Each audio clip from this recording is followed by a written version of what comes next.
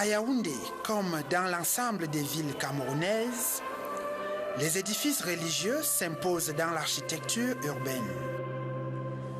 Signe palpable de la présence de Dieu dans la cité, la multiplicité des temples illustre du point de vue chrétien la vitalité de l'évangélisation. Les adeptes de Jésus-Christ ne font plus mystère de leur vie de foi, dont l'un des socles d'expression est le chant chrétien.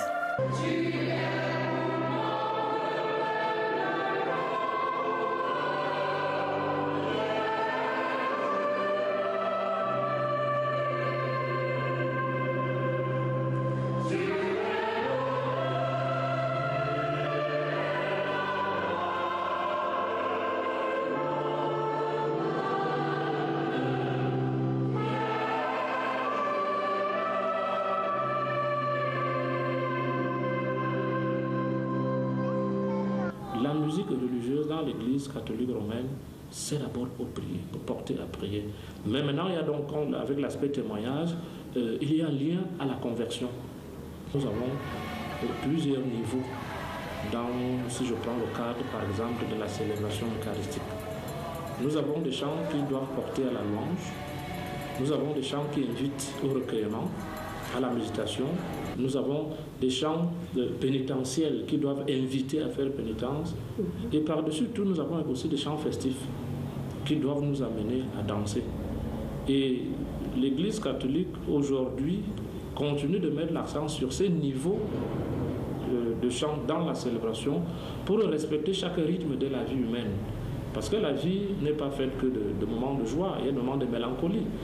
Alors, comment voulez-vous que celui qui pleure, ou alors avec celui qui pleure, qu'on n'arrive pas à pleurer, Saint Paul dit pleurer avec ceux qui pleurent, rire avec ceux qui rient, chanter avec ceux qui chantent, danser avec ceux qui dansent. Autrement dit, quand un membre de la communauté a l'honneur, que tout le monde soit à l'honneur avec lui. Quand un membre dans le malheur, que tout le monde soit dans le malheur avec lui.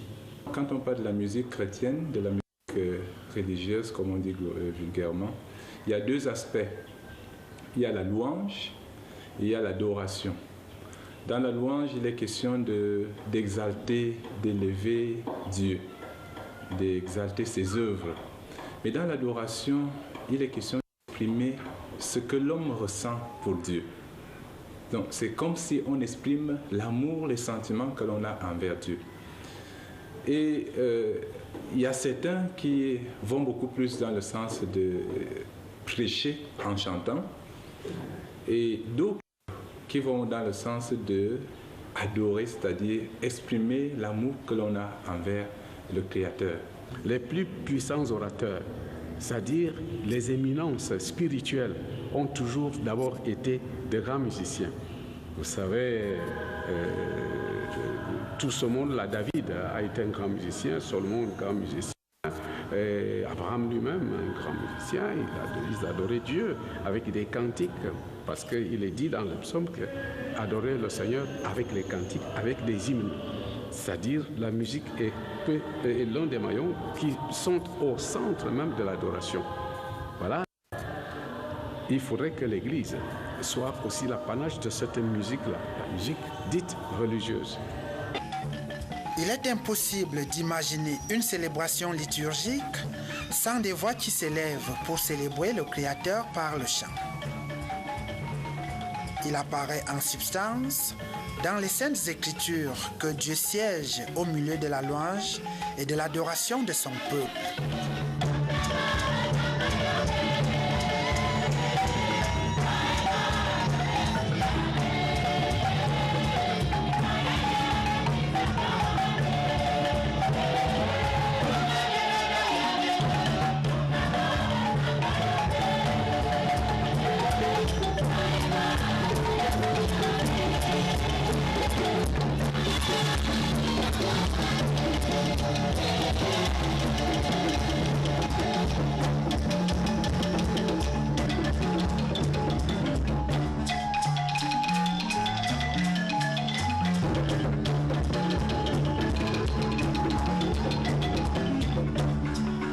Impossible bien plus d'imaginer une communauté chrétienne sans chorale, présentée comme instrument par excellence de propagation de la bonne nouvelle de Jésus-Christ. La musique chrétienne apparaît aussi comme la base fondamentale de la vie de foi. On comprend dès lors que le chant gospel, auréolé de sa puissance consolatrice, soit au centre des moments de dévotion et de méditation des enfants de Dieu.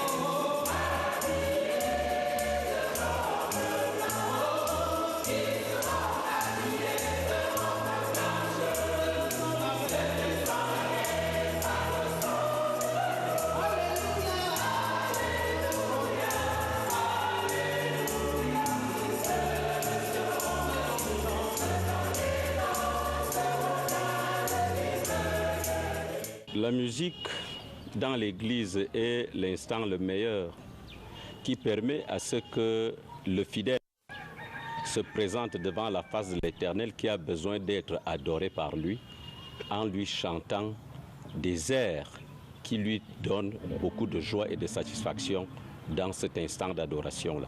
Cette musique qui attire même les serpents. Là où on chante les flûtes et autres, les serpents sortent des brousses. Ça veut dire qu'il n'y a rien d'autre qui puisse égaler la musique lorsqu'on voudrait faire une adoration saine. Quand l'Église attache beaucoup d'importance à la chanson, c'est parce qu'on sait que chanter, c'est prier deux fois. Et la vocation de l'Église, surtout je veux parler de l'Église charismatique des PLC, qui attache beaucoup d'importance à la prière. C'est pour cela que, en ce qui concerne la chanson, je sais que quand nous chantons, si tu ne peux pas prier en chantant, Dieu va t'écouter. La musique religieuse, autrement appelée chant sacré à l'époque grégorienne, a connu une évolution remarquable et même une profonde métamorphose dans nos communautés. À côté des cantiques, des hymnes et des grands classiques lyriques, à côté aussi du négro spiritual hérité des Africains américains, elle se démarque par une identité plurielle et s'illustre par une multiplicité de rythmes.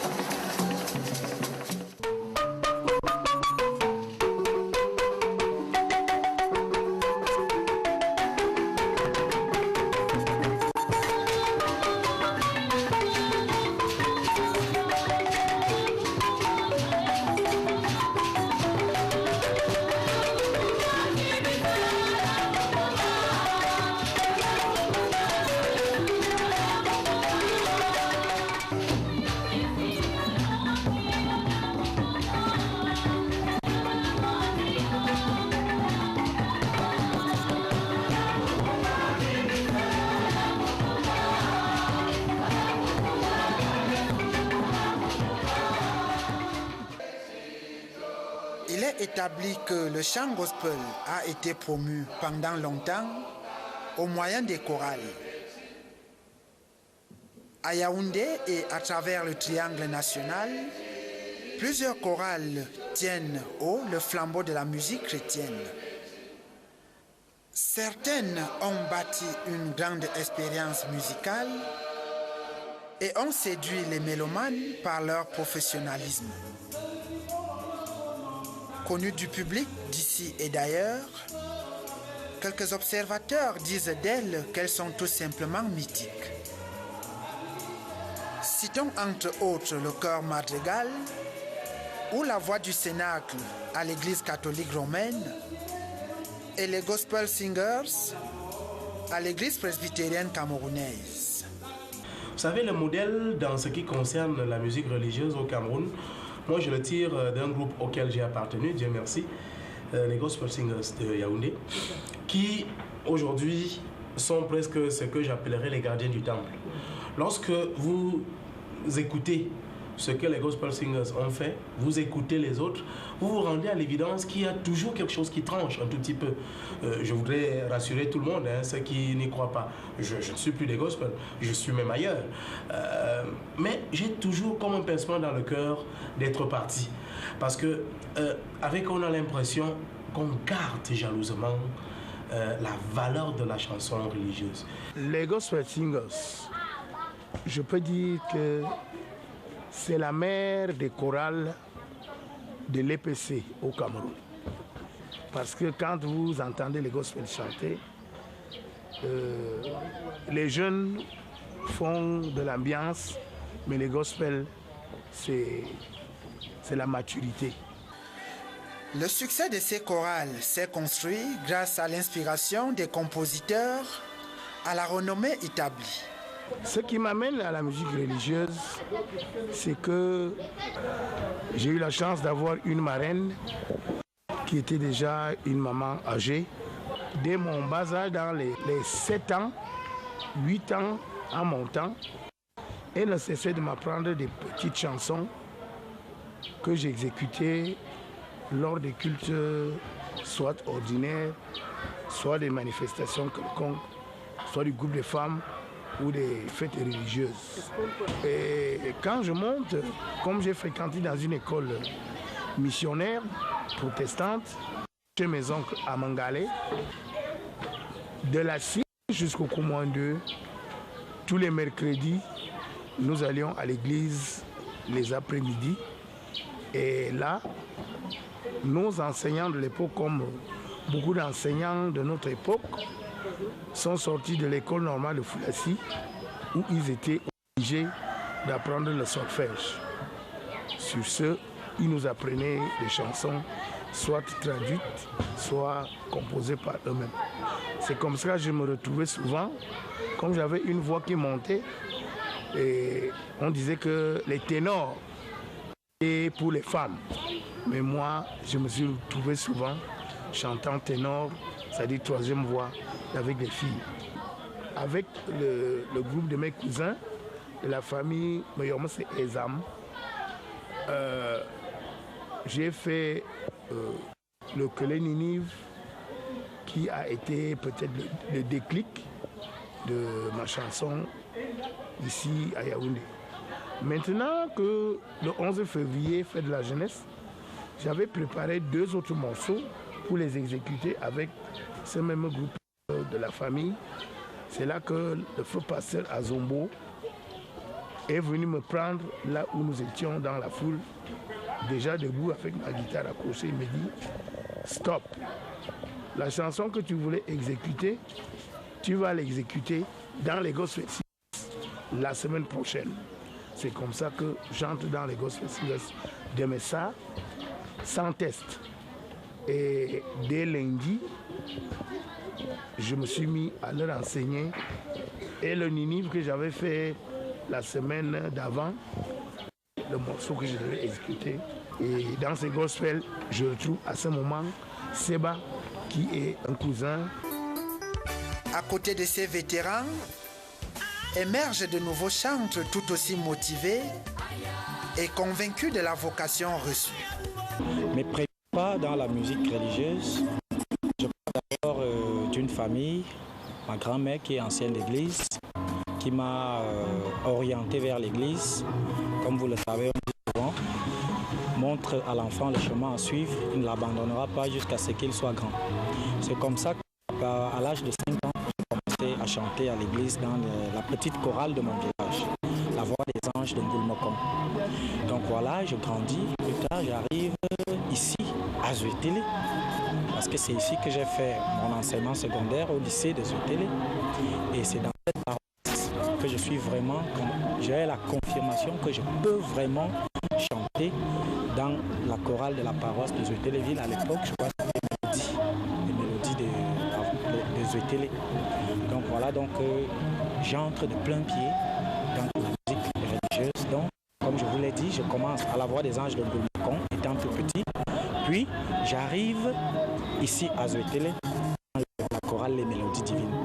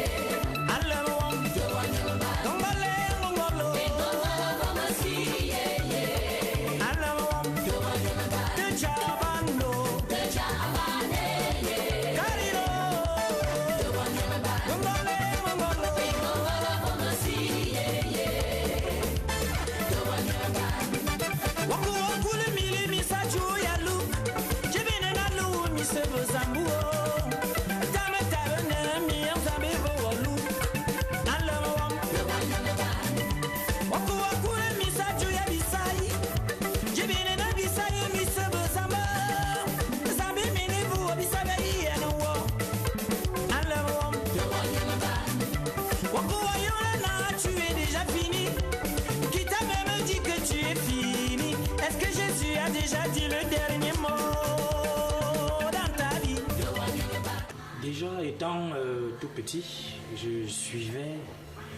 j'étais très fan du patriarche, comme moi je l'appelle en ce moment, le patriarche de la musique religieuse au Cameroun, Ekang Eli. Donc je le suivais avec ses chansons que les Mini veut. Et bien avant que je chante même, j'interprétais beaucoup plus ces chansons dans des chorales, dans des veillées. Et à certains moments même, quand je chantais, on croyait que c'était lui-même qui était là. Donc voilà, et quand il y a des gens comme Esson Freddy, des gospel singers, il y a des grands frères comme Eplis, des disciples de Djongolo. Donc voilà à peu près les gens qui m'ont inspiré, les gens qui m'ont fait avoir le goût de la chanson religieuse. Parce que quand je les écoutais, j'étais vraiment très satisfait. Et je faisais leur fierté parce que chaque fois que je partais en prestation quelque part, c'était mes fans, mes idoles. Et j'étais très grand fan de la musique religieuse, c'est-à-dire avec ces figures que je viens de citer là tout à l'heure. Donc voilà ces personnes-là ces pères qui m'ont vraiment, si je peux les appeler ainsi, les pères dans la foi, qui m'ont inspiré et qui m'ont donné le goût de chanter le gospel.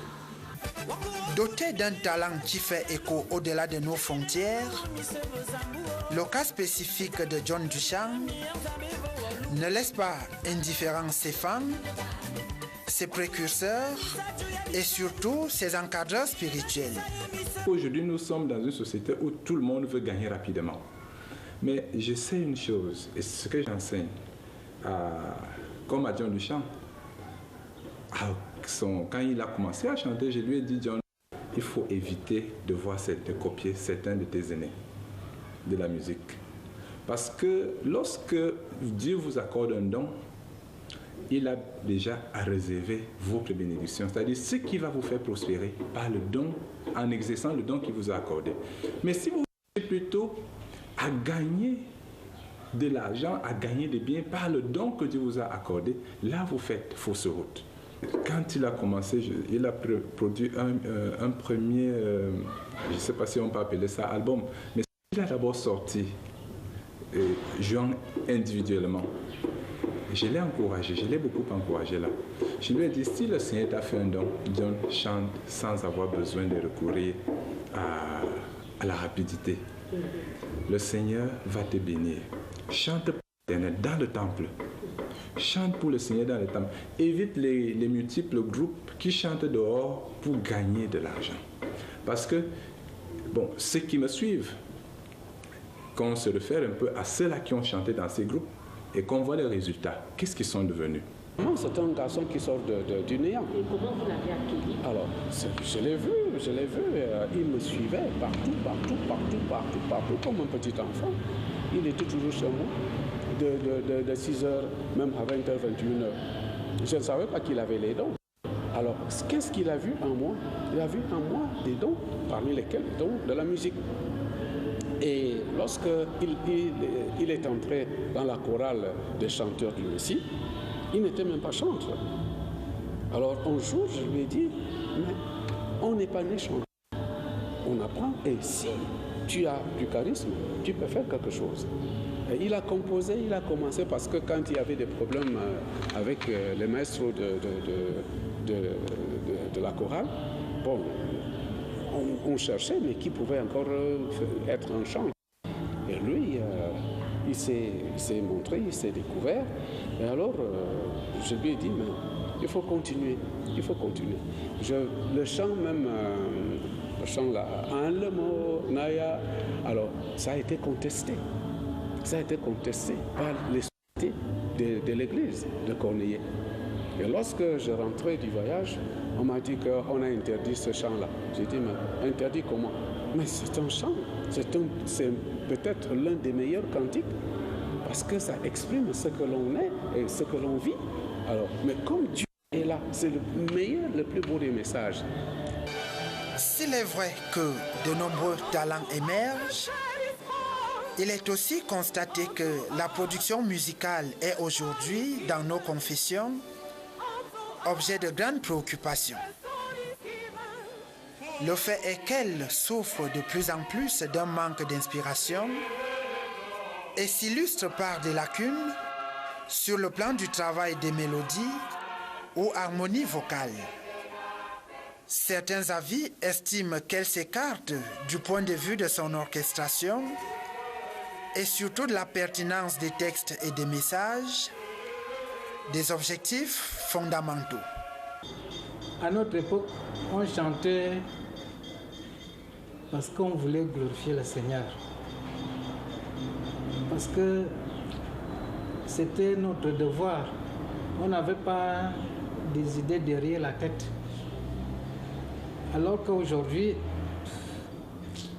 les gens chantent parce qu'ils voient que c'est un raccourci, peut-être pour se faire des sous. Donc ils sont obligés de faire des choses pour attirer les gens, pour qu'on leur donne des moyens. La première chose qui choque dans cette espèce de décrépitude de la musique chrétienne aujourd'hui, c'est la propension à presque la profaniser. Régulièrement, lorsqu'on écoute une musique religieuse, c'est d'abord ce que j'ai voulu qualifier d'une litanie des saints. Tout le monde devient saint, on dédie une chanson religieuse, c'est-à-dire dédiée à Dieu, au message de Dieu. On la dédie à une pléiade de personnes, à sa tante, à son oncle, à son ami, à une potentielle personne qui serait proche pour venir aider à ceci ou à cela. On se demande au juste à qui est destinée cette musique. Est-ce aux hommes ou à Dieu, c'est-à-dire au message de Dieu? Ça fait un premier problème. Le deuxième problème, comme je le disais il y a un instant, c'est celui de la qualité de la composition artistique. On a l'impression que dès qu'on a mélangé une ou deux notes, ça fait une chanson. On a l'impression que dès qu'on a appris à crier, comme on a entendu quelqu'un d'autre crier derrière les instruments, on a chanté. Or, la chanson religieuse a d'abord besoin d'une certaine dignité. La chanson religieuse a besoin d'un message sérieux. La chanson religieuse a besoin d'un cadre d'expression. Il y a un problème d'inspiration, parce que la musique religieuse doit avoir une inspiration divine. Quand je parle d'inspiration divine, il y a un premier aspect, c'est l'inspiration biblique. Autrefois, les grands compositeurs s'appuyaient sur un texte biblique pour faire passer un message, pour nous aider à redécouvrir la parole de Dieu. Les grands compositeurs parfois nous amenaient à prier les psaumes, quel que soit le rythme, que ce soit un rythme culturel ou bien un rythme moderne. Mais de plus en plus aujourd'hui, c'est un peu comme dans la musique profane, quelqu'un raconte une histoire banale, et puis il suffit qu'il mette Dieu là-dedans, on a l'impression que c'est la musique religieuse. Donc il y a d'abord un problème d'inspiration. Quelle est la source d'inspiration du compositeur? Parfois, vous écoutez un chant, aucune allusion à un texte biblique, aucun sentiment religieux dans le chant, et vous avez plutôt l'impression que quelqu'un raconte une histoire banale, mais dans laquelle il a quand même pris le temps de mettre le nom de Dieu ou de la Vierge Marie, et ainsi de suite. Deuxièmement, j'ai parlé là de l'inspiration biblique. On pourrait aussi avoir une inspiration de la vie même du croyant, un témoignage de vie. Donc la plupart des musiques religieuses que nous avons connues enfants, c'était des musiques qui parlaient d'une expérience de vie chrétienne, avec une certaine profondeur qui fait que forcément celui qui écoute cette musique est interpellé, dont il y a un accent à la conversion, et puis il est aussi plus tard amené à prier. Parce que n'oubliez pas, je l'ai dit tout à l'heure, que la musique religieuse dans l'Église catholique romaine, c'est d'abord pour prier, pour porter à prier. Mais maintenant, il y a donc, avec l'aspect témoignage, il y a un lien à la conversion. À partir de sa vie, d'une expérience personnelle vécue, de ce que Dieu a fait pour nous, de ce que nous avons ressenti dans notre relation personnelle avec Dieu, on peut en faire l'objet, n'est-ce pas, d'une composition religieuse. Donc il y a cela est absent. Et puis maintenant, le troisième niveau, c'est simplement le niveau théologique, où on découvre que certains grands penseurs, quand je parle penseurs religieux, théologiens veulent passer un message qui est un message de catéchèse. Et cela peut se traduire à travers une musique. Et quand vous écoutez cette musique, vous sortez de là ayant découvert quelque chose, ayant appris un peu plus.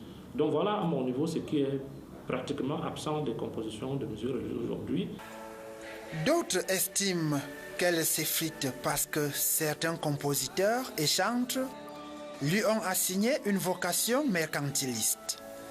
Vous voyez, il y a 20 ans, quand on commençait à chanter, 20 ou 30 ans, une personne de passage qui écoutait une chanson sans même entendre les paroles pouvait dire que ça c'est de la musique religieuse. Mais aujourd'hui, ce n'est plus le cas. Tout est mélangé. Vous ne pouvez pas dire que ça c'est la musique religieuse ou bien ça c'est la musique profane. Parce que tout est mélangé. Peut-être qu'il faut, par exemple, écouter des paroles pour connaître, pour savoir que ça c'est la musique chrétienne. Et même ça, il y a des exemples, il y a des gens qui prononcent le nom de Jésus sans que ça soit de la musique chrétienne. Ils font juste le folklore, le tapage pour pouvoir se faire de l'argent. Nous retrouvons donc à l'église ceux qui font bien et ceux qui font mal. Il y a de la bonne musique, il y a aussi ceux qui font parce qu'ils veulent se faire de l'argent, c'est pour ça qu'ils font le tapage. Mais certains aiment encore Dieu, ils font la volonté de Dieu, ils font la musique, celle qui plaît à Dieu. Ils ont cherché un raccourci, parce que le raccourci il est là, c'est-à-dire que passer de la musique religieuse à la musique profane, pour certains, ou alors faire de la musique religieuse une musique de cabaret, parce que les chants religieux que certains jeunes reproduisent aujourd'hui, c'est ils sont allés à une prière quelque part, ils ont entendu des mamans chanter, ben ils reprennent à leur façon et ils pensent que bon là il n'y a pas de censure parce que c'est le chant religieux. Il y a un problème d'abord d'auteur. Qui est l'auteur de ce chant que vous reprenez en cabaret? Beaucoup de jeunes ont pensé que oui, ça peut être facilement un gain-pain, ça peut être un moyen de rattrapage, ça peut être aussi une occupation. Je vais évoquer, sans publicité, un grand nom de la musique profane et religieuse que j'ai connue, c'est Georges Seba. Alors, j'ai eu l'occasion de discuter avec Georges Seba un jour et qui nous faisait le témoignage de sa vie chrétienne et comment il est parti de cette vie chrétienne de la chorale à la musique profane. Et d'ailleurs, en expliquant cela, on comprend que dans sa musique profane, il est quand même resté à un certain niveau de pudeur, qui fait que quand on l'écoute dans ces musiques profanes, il y a un texte, il y a un fond, et puis on comprend mieux ce qu'il voulait nous dire. S'il se dégage de ce qui précède une unanimité certaine sur la qualité relative de l'offre de musique chrétienne, la question des instruments est quant à elle l'objet de distanciation des points de vue. L'héritage de la culture occidentale fait de l'orgue, du violon ou de la guitare les instruments originels du chant gospel. Cependant, ces temps classiques sont longuement révolus et les choses ont beaucoup évolué du point de vue de l'instrumentation et même des rythmes. Parlant des rythmes, en plus du fait qu'il est influencé par les sonorités venues d'autres pays africains, le chant gospel, c'est surtout camerounisé. Bikoutsi, Ambasibé, Asiko, Bensiking et autres dombolo ou coupés décalés importés, tout y passe. Cette mutation trouve tout son sens sur le plan de l'adaptation de l'adoration aux cultures locales. La déclaration apostolique post-synodale pour l'Église en Afrique et sa mission évangélisatrice a tranché le débat à l'Église catholique romaine. Dans les confessions dites protestantes, le problème ne se pose pas non plus. Les adorateurs du Dieu vivant doivent se retrouver dans leur façon d'adorer leur Créateur et les Saintes Écritures ne semblent pas contredire cette perception des choses. L'Éternel nous a créés et nous a placés à différents milieux étendus du monde. Et chaque milieu donné a sa culture. Et si l'Éternel a voulu que je sois là où on chante les Bikoutsi, s'il faut que je lui exprime de manière amplifiée cette adoration, cette satisfaction que j'ai et le respect que je lui dois, je dois m'exhiber dans les Bikoutsi pour peu que cela soit conforme à l'éthique de cette adoration qui lui est due. La plupart des cantiques que nous appelons maintenant des cantiques ont été composés peut-être par des Handel, des Beethoven et tout ça. C'était aussi des morceaux folkloriques où l'on a tiré des fragments pour en faire des cantiques. Même la danse, mais il est bien vrai qu'il y a quand même des danses de mauvais augure, des danses qui ne riment pas avec la spiritualité. Alors, mais les rythmes sont là, mais il faut tout simplement blâmer ceux-là qui dansent mal. Qu'il faut, c'est-à-dire qu'il n'y a plus de pudeur dans les chorales. Nous adaptons la musique religieuse à notre vie. Nous avons une vie à nous. La religion est venue nous retrouver. Donc, il est opportun que nous puissions louer notre Seigneur avec notre musique que nous avons. Donc, nous adaptons notre musique avec l'actualité, avec ce que nous disposons comme instrument, avec ce que nous disposons comme âme.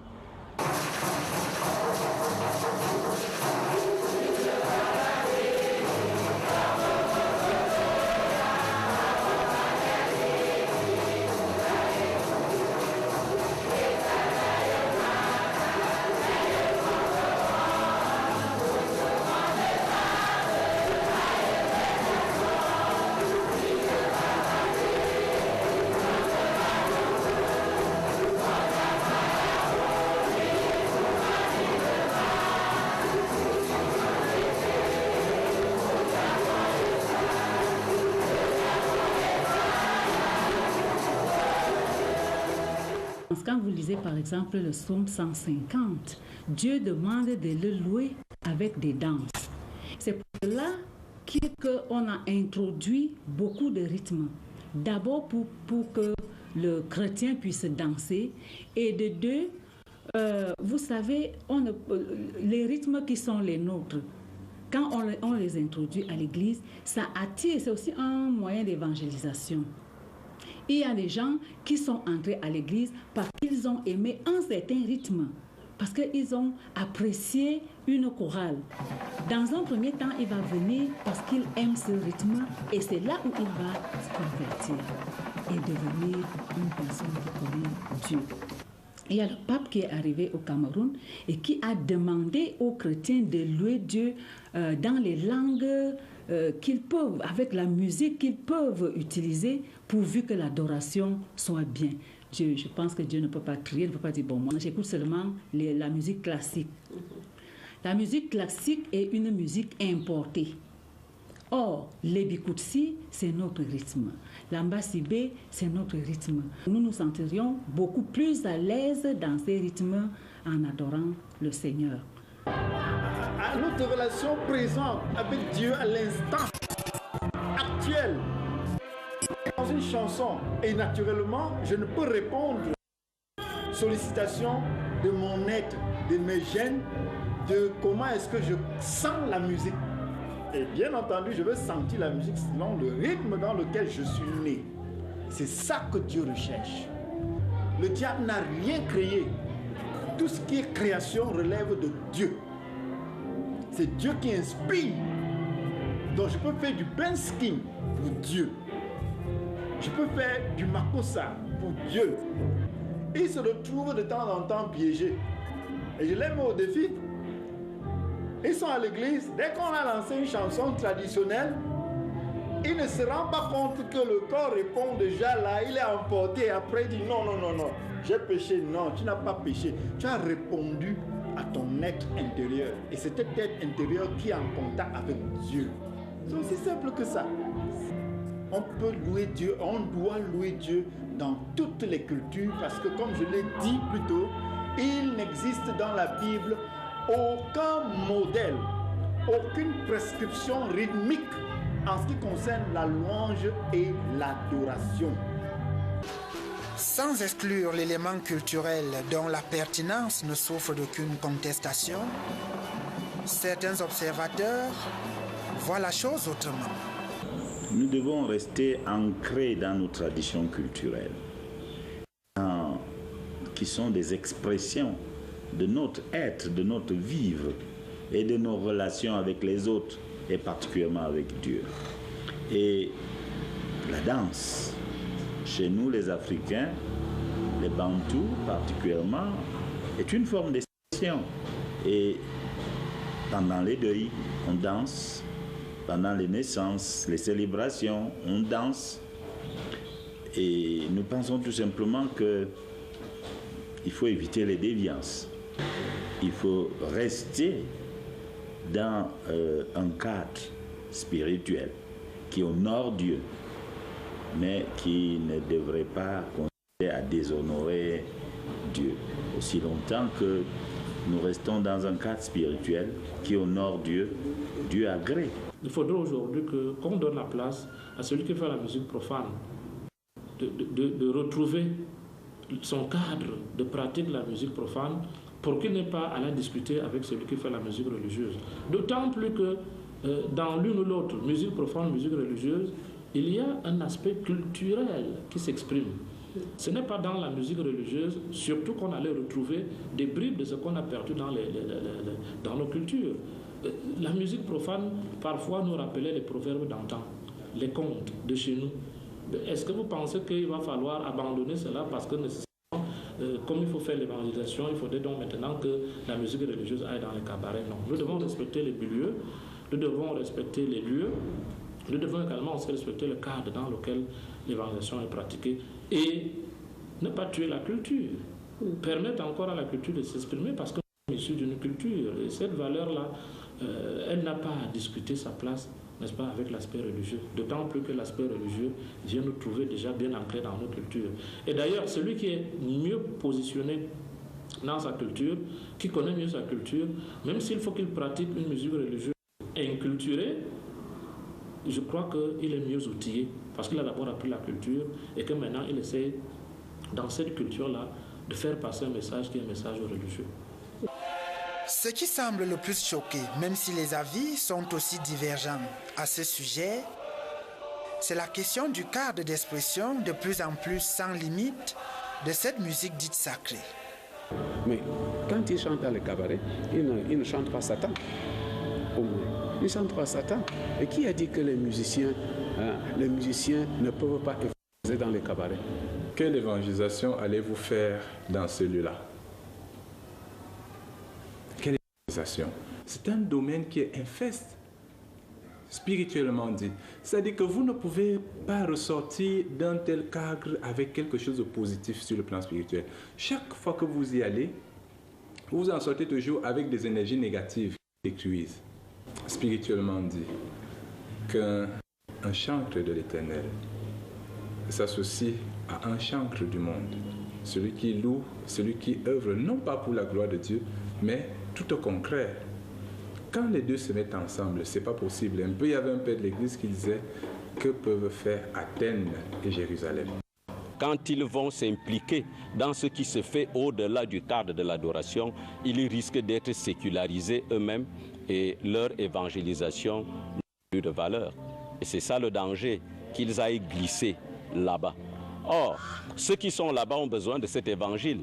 Mais alors, est-ce qu'il va leur apporter l'évangile quand il va là-bas dans les cabarets? Quand il va s'assimiler à ce qui se fait là-bas? Alors là, je dis non, c'est une mauvaise affaire. Si c'est pour le Seigneur, cette musique peut se retrouver à ces endroits-là pour rechercher ces âmes qui sont déjà perdues, mais que la musique religieuse peut faire sortir de ces endroits-là pour que cette musique religieuse fasse son travail, à savoir sauver les âmes perdues et les ramener au Seigneur. Donc pour moi, la musique religieuse a toujours sa place aujourd'hui, que ce soit à l'église, que ce soit dans les milieux qu'on peut appeler mondains. Ce n'est pas possible. Il n'y a aucune évangélisation qui peut être faite dans un cabaret. Donc les chantres et autres qui s'invitent à chanter dans des cabarets ne peuvent pas prétendre évangéliser dans un cabaret. Auquel cas que les pasteurs et prêtres abordent aussi leur soutane pour aller évangéliser dans les cabarets, puisque la chanson religieuse, c'est une prédication. Celui qui chante fait une prédication. Il y en a qui vont à l'église parce qu'ils voudraient aller écouter la chorale. Dès qu'il a déjà écouté sa chorale chanter, il est à l'aise. Jamais ne nous séparera de l'amour. Jamais ne nous séparera de l'amour. Ni la mort, ni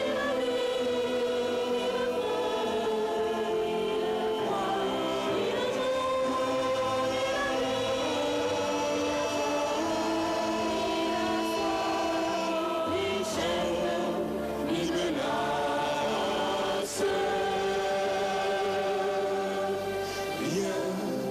jamais ne nous séparera de l'amour. Jamais ne nous séparera de l'amour. Comme quand Dieu veut punir Sodome et Gomorrhe, Abraham lui demande, s'il y a 50 personnes qui croient en toi, est-ce que tu vas brûler Sodome? Il a dit non. Abraham dit, quand le gars s'y accepte vite comme ça, est-ce qu'on peut même atteindre 50? Il dit, Seigneur, pardonne-moi. Si nous sommes 30, il dit, je laisse. Si nous sommes 25, il dit que je laisse. Si nous sommes 20, il dit que je laisse. Aïe. Juste à ce qu'il lui demande. Et s'ils sont 10, il dit, j'enlève les 10. Dans les milieux, disons, mondains, ceux qui écoutent la parole de Dieu sont là. S'il y a 1000 personnes et que peut-être 2 peuvent mieux écouter et se convertir pour ce Seigneur, Dieu aura gagné. Ce n'est pas forcément un moyen d'évangélisation parce que l'évangélisation respecte des milieux. Tout à fait. Et pour parler de Dieu à quelqu'un, il faut vous situer, n'est-ce pas, dans la sphère, n'est-ce pas, de sa vie. Vous n'allez pas parler de Dieu à quelqu'un qui a déjà bu, qui est, je voulais dire, dans un état second. La musique qu'il entend en ce moment-là le berce plutôt, le porte à s'épanouir davantage dans son vin, à continuer davantage à s'enfoncer. Mais cette musique-là ne l'amènera pas à arrêter de boire. Donc je pense qu'on ne peut pas faire l'évangélisation dans un cabaret parce que ceux qui vont au cabaret visent un autre objectif.